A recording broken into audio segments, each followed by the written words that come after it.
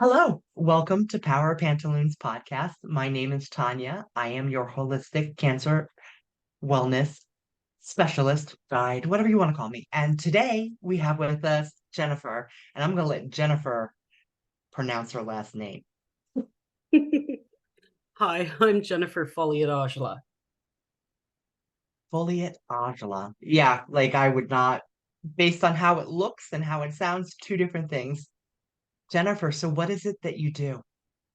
So I am the CEO and founder of Caregiver Care Kit and Dementia Care Kit, and I am my main thing that I do is I'm a dementia caregiver coach and consultant. Caregiver coach. I Yep, just, this is the second time that we've had Jennifer on the show, and we feel that it's super important to talk about the caregivers and how they cope, how they manage, and how that works with being a survivor of whatever it is. And so that's why I felt that it was relevant to speak with Jennifer again. So I'm glad to have you back. thank you. I'm glad to be here. Yeah, it's super cool. So let's talk about something that you were super surprised to find out that you were not the only one to do. Recently, I mentioned the fact that while I was going through my cancer journey, I created a medical binder for myself, and Jennifer was like, "What? You do that too?" And then she mentioned that she does it from the caregiver side. So I wanted to talk about what some of the nuances would be and why we would want to do that. As a survivor, having all of your medical stuff in your hand so you don't have to repeat yourself, you can just have office when you go to a new provider, you can just take out the relevant pages and let them photocopy it. You know when the was last blood work because they always ask you when you had your blood work done last and all of the things in just one spot. You want to speak a little bit about why it's important as a caregiver to have that. Absolutely. So I came across or decided to do medical binders 25 years ago when my children, I have three children, and they all have medical binders. They all have special needs. And so when I started to discover that my children had special needs and were going to be visiting doctors, healthcare professionals, specialists, and the hospital on a somewhat regular basis, I decided to put these medical binders together because I had three children and I had to keep everything separate. But also, the specialist would want to know what the doctor had done, and or if they went through a clinic, they wanted to have all their report cards and assessments. And so that's how, as a caregiver, my medical binders were born, just to keep all the children's information in somewhat a chronological order. And then I didn't have to dig when a specialist said to me, "Well, I need this, this, and this." So I put them together. And then they just developed. So now my children are adults now. And because they don't remember very well, they, as adults, take their binders to whomever they're seeing, and just hand it to them because they don't remember what happened when they were 6 years old, or and some of that information is very relevant for them, like what have they been diagnosed with and so forth. So that's how our medical binders were born. And now I use them with the people that I coach as caregivers, so that especially in dementia, um, because a person with dementia doesn't always remember to ask the questions or what the doctor prescribed or testing or so forth. And that can just go to the doctor.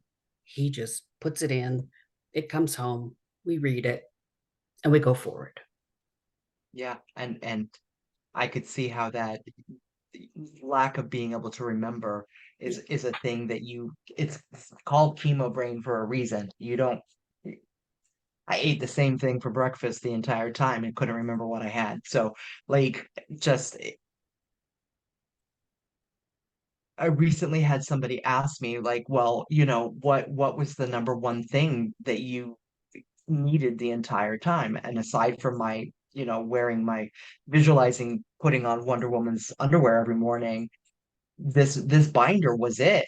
And like it was sort of like, duh, Tanya, like this is absolutely something that you should be talking about so that you can help other people create them for themselves and facilitate it because it was pivotal in my daily life during my cancer journey. How many lab appointments do we have? What medications are we on? What are we not supposed to be doing? What are we not supposed to be eating? They didn't care. They wanted you to eat because you're so nauseous and you don't have an appetite. So they didn't really care much, but I cared, but that's free branch. Um, but just being able to look to see what my last doctor told me, or look and see when my next appointment was, or look and see what how many times I had been to LabCorp in the last month. uh, it was all relevant at the time, and it made it so much easier than for me to try to look at the calendar and try to figure out when I went to where and did what. It If you don't have somebody who's able to come to your appointments with you, this is a way to facilitate it. Any paperwork that they give you, you stick it in the relevant section, and you can organize it how you want. You could do it chronological order, you could do it subsection by provider specialty. Like however you want to organize your binder it's completely up to you. I did it based on chronological order, but also had had it out in specialties, so it was easier to find the thing I needed when I wanted to go do it. Absolutely. It also serves, as a survivor, it also serves as, um, a picture of your experience, but a memory too. And what I mean by memory is, um, you can go back and look at, okay, what was I eating during this crisis time? How was I sleeping? Um, when did things start turning around? What was I doing at the time that things started turning around and getting better? Maybe you're not feeling all that great at this time, and that little piece in the back of your head sticks out and raises a little flag, and you can go back and go, okay, I need to get more sleep. This is the pattern I was in when I was getting better. I need to eat maybe certain types of foods, um, and you know having interactions with people, so it serves as a memory piece for everybody. But I really do believe that the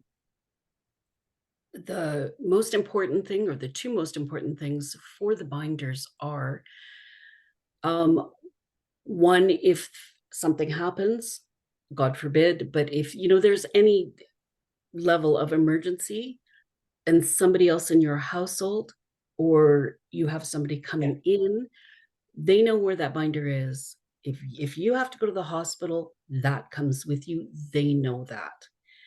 And yeah, I think that's really important because ER physicians and so forth, they don't have a lot of information when people come in a crisis. no, And it also contains other information that is not in crisis mode information, such as directives and um, personal stuff and numbers, so that, like, as as you get older and become a senior and your memory's starting to fade, but it's not a medical emergency kind of thing, it's just aging, all that information is there and you've yep, kept it up to date. So, if you can't remember, somebody knows where to find that information, whether it's your children or a spouse or a friend. So I think yeah. it's really important. About 5 years ago, my husband and I rediscovered it, and I threw mine out. And it was sort of like like a release of and now I'm a little sorry I did it, but at the time it was a healing exercise to be able to not have to not need it, for it not to be a part of my life anymore. And I didn't have to save it in the back of my closet. So a little sorry I let it go at this point, but it really, like, it was my Bible the entire time. And I put stuff in there, like all of the alternative wellness modalities that was doing. All of that was tracked in there as well. And you can use it as a guide. So like if you're sound healing and grounding, and you can see if that is helping you Yeah, or not. And then you can choose to continue it or do something else. But I really believe that you intuitively decide what alternative things that you want to add to your complete wellness picture, because your body knows what it wants, and it tells you. Whether you listen or not is a completely different thing. absolutely. And you know what I would say to that is I understand how taking that piece of your life and like getting rid of it. I understand the healing that is involved in that. And I'm not even suggesting that you need to keep every piece of paper and every lab request and like it's just really from diagnosis to um, the big things that you would keep. But what I would do is I would photocopy them. And then I would literally, in my own space, would have like a healing ceremony. And, we tend to burn Right. things, right? So, I might even burn the originals, but I've got the photocopies. Yeah. I tend to keep original stuff and whatever, but I would still do that ceremony because I think it's really, really important to just like let go when you're ready. But I also think it's really important to keep the pertinent information that is going to help somebody down the line. Yes. Absolutely. So, I'll be recreating a version that doesn't have all the stuff in it, but has all of the important surgeries and has all of the important, if I can find them, the immunization records, and all of that. But I definitely have, like last year, I had another cancer scare. I thought there was something going on, and fortunately, it was just moldy vitamins. Like, it sounds ridiculous, but that's what it ended up being. Um, so all of the reports that I have for that, including all the blood work, so now I have like a baseline of what that is. So going forward, that'll help me. Absolutely. And there's the whole purpose, right? Is of keeping some of those documents to go, okay, I'm not feeling great. And maybe you've had your medical visit or whatever. So I'm going to go back to where I've started making my turnaround and I'm going to follow that pattern again until my intuition or my body tells me that I should be changing it or doing something different. And I think intuition is very important. You need to listen to your body. Absolutely. Absolutely. And another thing that I've noticed, that for me, when I have to go make an annual appointment, say for dermatology, and I don't remember who I saw last time, because I've shopped around because I don't like all of them. And so the last one I had was awesome, but now I don't remember who it was, and now I'm calling the insurance company. Can you help me find the last? Like, I mean, so like that's totally a way to keep track of that too, because I think it's important for you to understand that you have the right to shop around for medical providers. You don't have to put up with the guy that you made the appointment for. If you don't feel that you are being heard, you have the right to fire the doctor.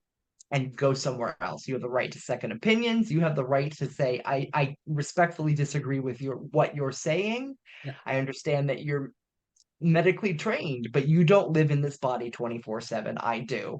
And these Yeah. are the things I'm telling you about, and you're dismissing them, and that's incorrect. Like, I came in here to talk about the pneumonia I have, and you're telling me to lose weight. All the weight in the world being released from my body is not going to fix the pneumonia. Can you stop with that bullshit? Like, you And know I'm right. Like, it's the first thing they say to a larger person. You can yes. lose a little weight. Yes, right. From here up. Stop. Like, the size of my butt does not determine my health. Yeah. And I think that's really important too. We're in a lot of chaos in the healthcare systems, and for those who are listening that don't know, I'm in Canada and Tanya is in the US, but both of our systems are in turmoil and in flux of change right now. And so it's hard to get, you know, care. It's not hard to get care. It's hard to get consistent care, and everybody has a perspective. And like we were just talking about, weight and age seem to be the biggest factors in, whether you sliced your big toe or not. However, sometimes we just have to go with the flow. I myself have a really, really good doctor. Um, and he takes really good care of my children and so forth.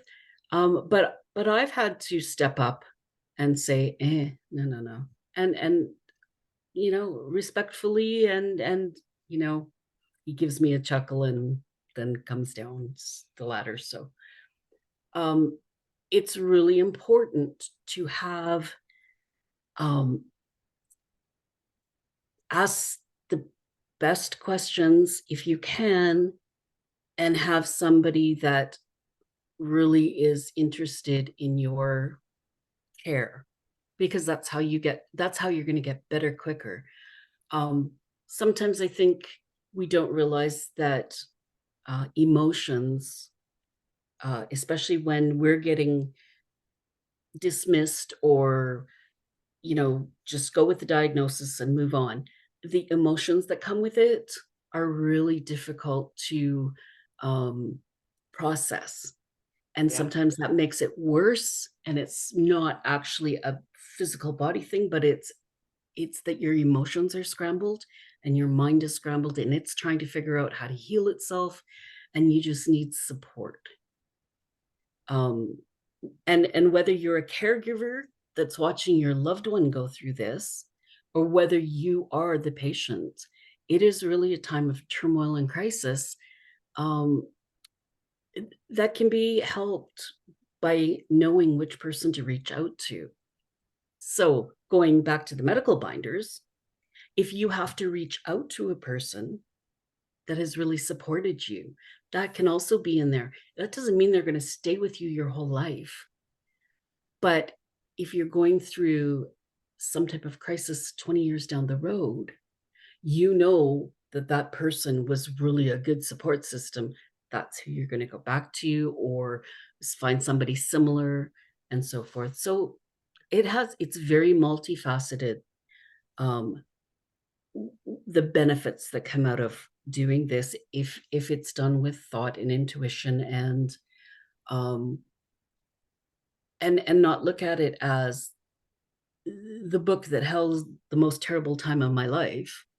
It's the book that's going to be over here, that is going to support me if and when I need it the most throughout my life. Right. Use it as a tool to bring a control over the situation. Not that not you don't have control over the situation, but you can better control how you respond to the situation. Exactly. It's nothing more And than a tool. right, exactly. And you can build it however you want. Um, Journaling pages, which I fully support, right? Like, when I was going through my cancer journey, I did journal. It's not something that I'm consistent about. I've been horrible about it, and I wish that I was better about it. But during that time, it was a healing modality for me, was to write about what I was going through and how I felt. And the act of putting it on paper helps purge it so that you feel better.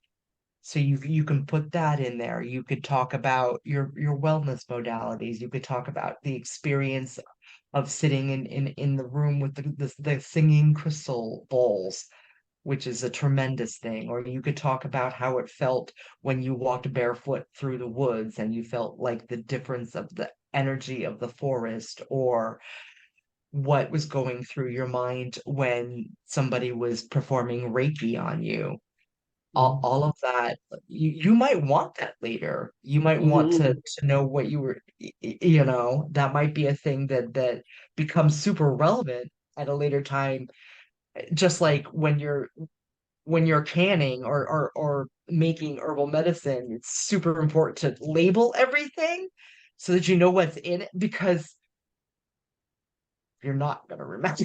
You just- And this is the point, and that makes me think of writing down the massage therapist that had the perfect hands at the perfect firmness, so you're not hurting, but it's not too light, and but you had to move on and do other things, and but when you need it, that's the guy you're searching for, right?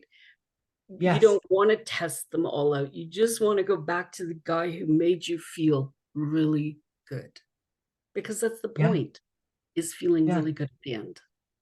Yes, and it's something that you can easily just stick on your shelf, or you could make yourself a digital one. There's nothing that stops that. I'm an old Exactly. lady. I prefer pen and paper, You but not do? everybody does. And you can make it work for you. Chat, you no. Exactly. Excuse me, sir. We are not doing this today.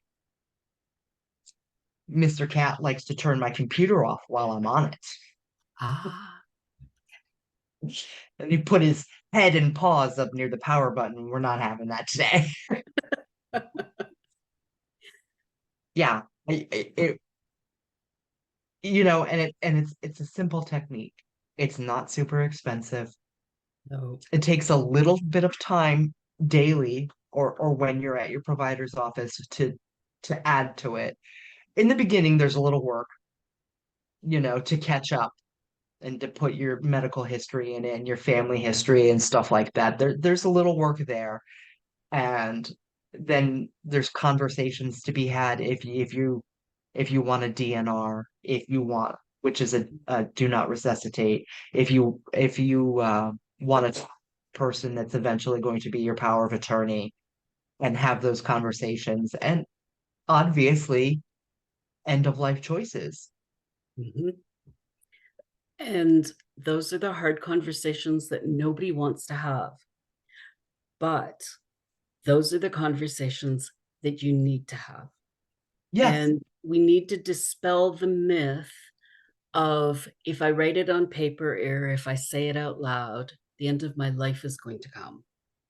Well, it's eventually coming it anyway. is. Yeah, but to sit down with your executor or your you know child or your spouse or your best friend and have these hard conversations allows you to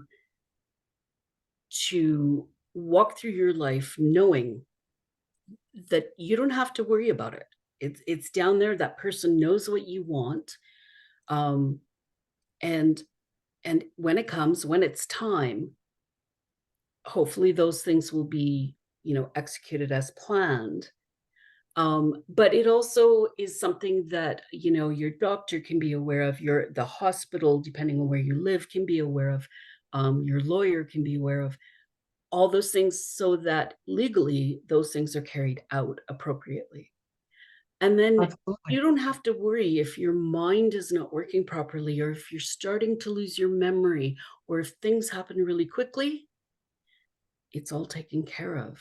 And I actually find when people calm down talking about end of life stuff and they do their planning, their advanced planning, and their we call them living wills, um, so that everybody knows exactly what they want, they're really happy and they can carry on with their life and they don't worry about that stuff anymore. Yes. Like I did. I filled out all of that paperwork and then didn't have to worry about it. Nobody gave me expiration dates. I didn't have people mourning me while I was still standing there. We took care of the what might happens, and then we didn't discuss it anymore because everybody knew what my wishes were. And yes, they were hard conversations, but they were also freeing conversations because then I didn't have to worry about how things would be handled once I'm gone. I knew that my family would absolutely respect and honor my wishes, and that was that, right? And then we just moved on to the very serious business of kicking cancer's ass. That's what we Absolutely. did, right? So And that's it the removed priority. Right. It removed all of the complex thought processes about death and dying. And Yeah, we had the conversation. It was difficult, but everybody understood where I stood. I signed all of my forms that I needed to sign, and then we filed it, and it was done. And then nobody had to wonder, nobody had to tiptoe around it. And that made the entire cancer journey for me easier yeah, because nobody was looking at me sideways, trying to have a conversation with me that needed to happen, and me being resistant. Like it does. It lifts that load right off, and then you can worry about and focus on the important thing, which is getting better. absolutely. Absolutely. So I'm going to tell you the flip side of that, um, that I don't think a lot of people think about, maybe not from the patient point of view or the client point of view, but um, the person having to make those decisions. So when my dad was dying of dementia, my dad didn't want to talk about those things. So we asked him a lot before he became to the point where he couldn't either remember or we couldn't really trust is the wrong word, but trust that his memory was correct. And even after that, he did not want to talk about that. So that was fine. So unfortunately, my dad had to be placed into a home um, for various reasons. And they wanted all this information, which we could give. But being the person making decisions for someone else's life plays really dramatic tricks on your brain, and it's very gut wrenching because it's one thing for a person to tell you what they want, and you go, well, I don't really want to do that or have that hard conversation. But it is another thing to plan and make decisions about DNRs and, what level of medication you're going to have at the end of life and so forth is really gut-wrenching for the person making those decisions. It's super selfish of yourself to Yeah, force somebody else into that position. That somebody that you say you love. Like, sit down and have these conversations with them so they're not forced to make decisions that you should be making. yeah, It's and do it it's early in selfish. life. It's You know, selfish. It really is. even if you're not in a crisis situation, even if you're not dealing with somebody that has cancer, that has dementia, that has a brain, well, we won't go with brain injury, but like something that is has the possibility of a positive outcome, don't wait. until the end. Don't wait until you're in crisis. You do not make great decisions when you're in crisis. Not Do only it that, you have no before. idea when you might get hit by a bus. Like you just never know when a tragic accident is going to happen. Yeah, And they happen, it doesn't matter how old you are. That can happen really young to people. So absolutely. yes, these are conversations we should be having early on Yeah, and it should be common to have these conversations. And when you change your mind about a thing, just update the stuff. exactly. And that's what I tell my kids that are in their 20s. As soon as are making some money, like, I'm not talking big money. As soon as you are separated from us, your parents, because you're adults, you should have a will. And it's not necessarily something you have to do through a lawyer here, but you should have a will. And when your lifestyles change, or when there are children born, or when a major life event happens that you need to update your will, that is when you do it. So you are having conversations, and because your mind changes from 20 to 40 to 60, you look at things differently in life. Yes. So Yes. if you're doing it every kind of life stage, then it's also reflecting where you're at. It's current, um, and it's what you want for that time of your life. What you want at 30 is very different than what you want at 80.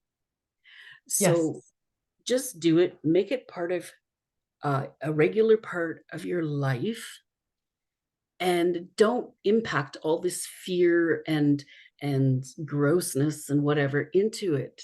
Just say, I am taking responsibility for my life, and as your family grows, your family, and so forth. And I am not placing this on anybody else's shoulders, because I don't want other people to make decisions for me. I'm just going to do this.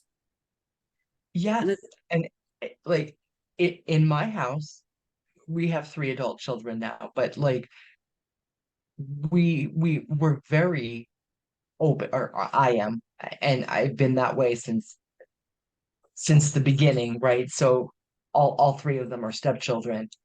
So I would always talk about, what I want for myself. I would always talk the difficult conversations. I'm talking about stuff that's going on with my body and why I'm going to the doctor, and nobody wants to hear it. And my openness has made my kids more open about what's going on with them and having discussions with me that I in turn say, these are discussions you need to speak with this specialist, or you need to go do this, and you need to go figure this out. But because I was having those conversations, they started to be more open about it. I mean, sometimes there's a lot of joking involved, but still, like that's life. body parts don't always work the way you want them to work. Yep. And, you know, being embarrassed about your body causes shame, and then you don't go see the doctor, and then you end up with the thing, and which is like, to me, is just, like, have the conversations, talk about stuff like this in public.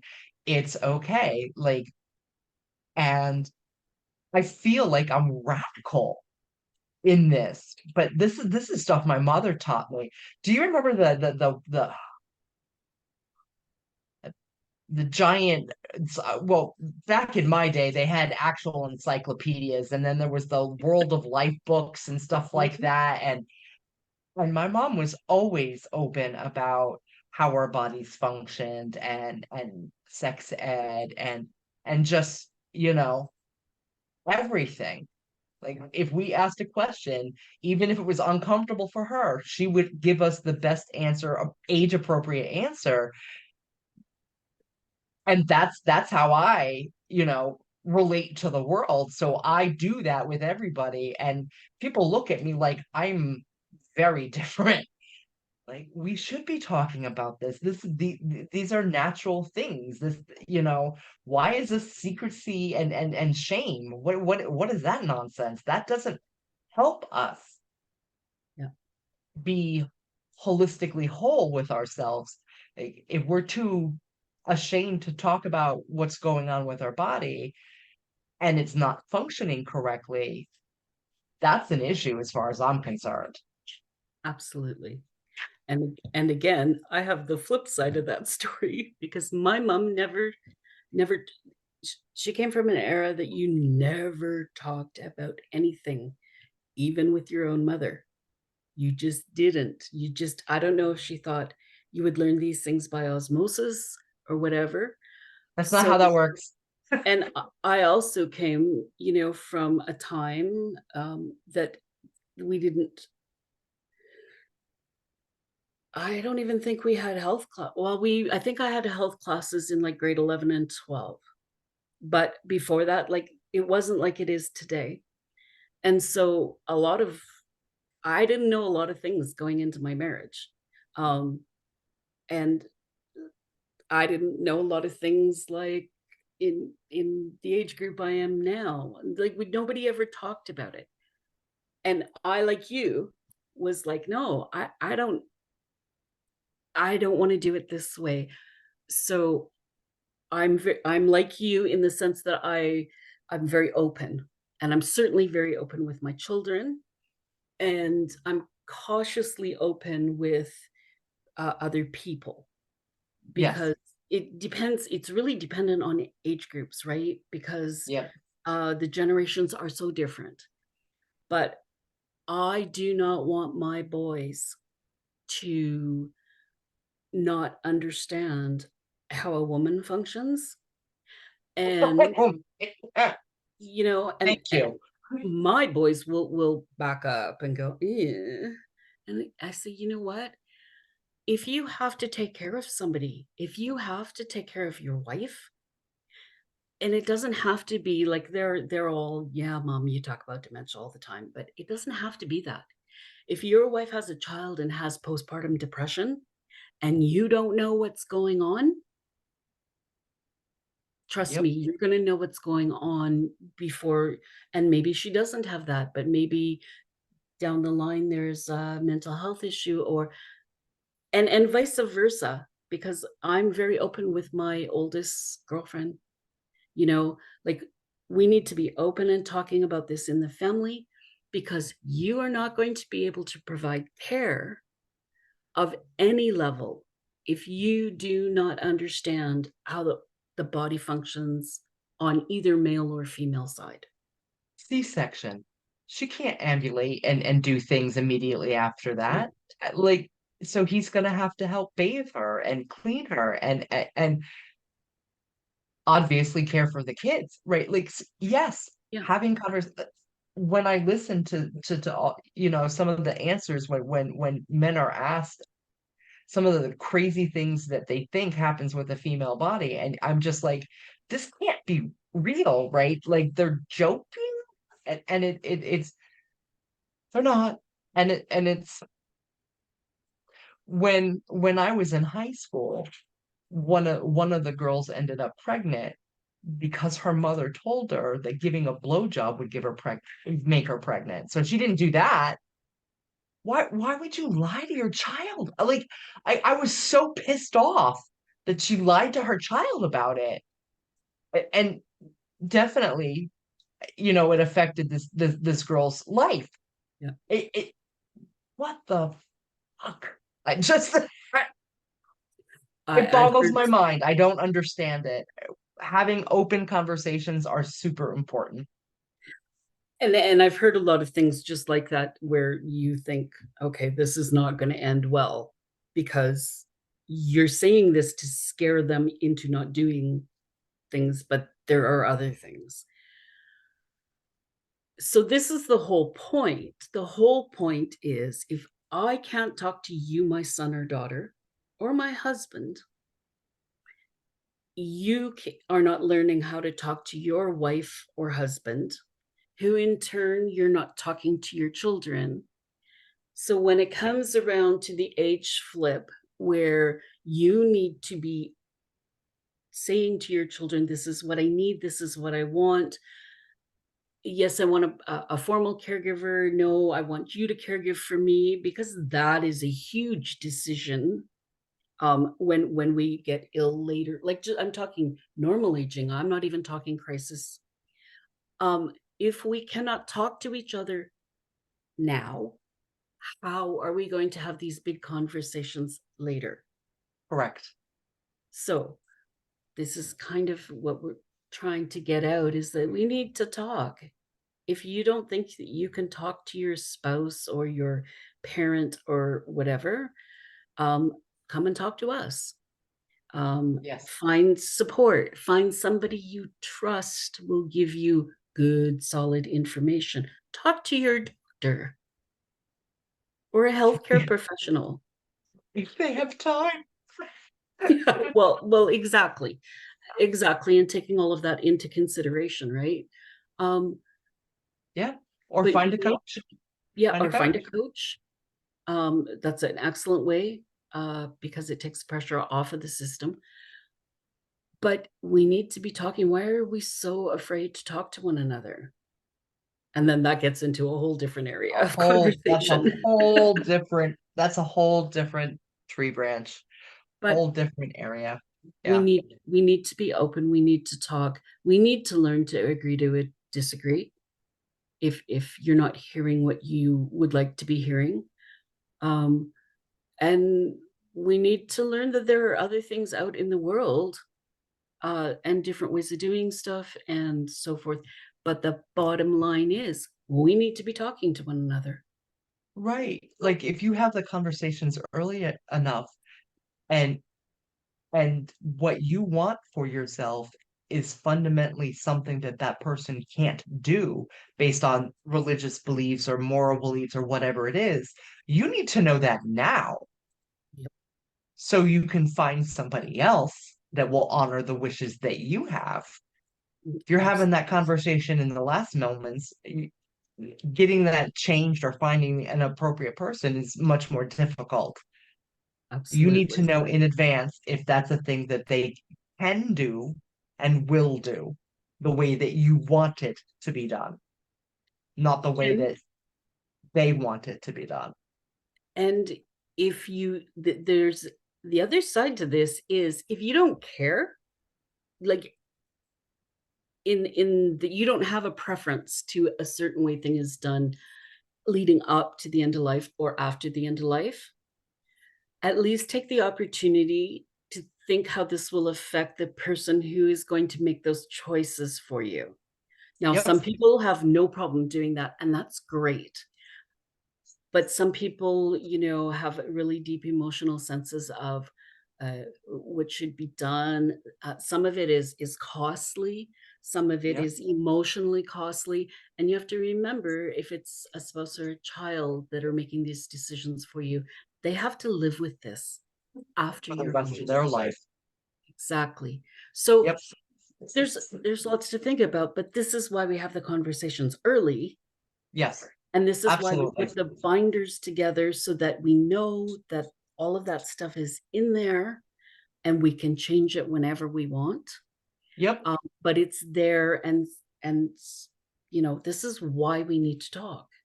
And it's just talk. You can agree to disagree. You can, say that's not part of my religious or cultural ways of doing things. Um, and so put it in there. You know, I just to me, it's just common sense, but it's not that yeah. way for everybody, and I get that, but we have to get Common over the sense is fear. not so common. All right, Jennifer, this has been a fantastic conversation, and I Yeah, really appreciate you coming on the show today. I am going to make sure that your contact information is put in the show notes for everybody. thank you. And yeah, so that's that. Thank you for being here. And until next time, my beautiful cancer warriors.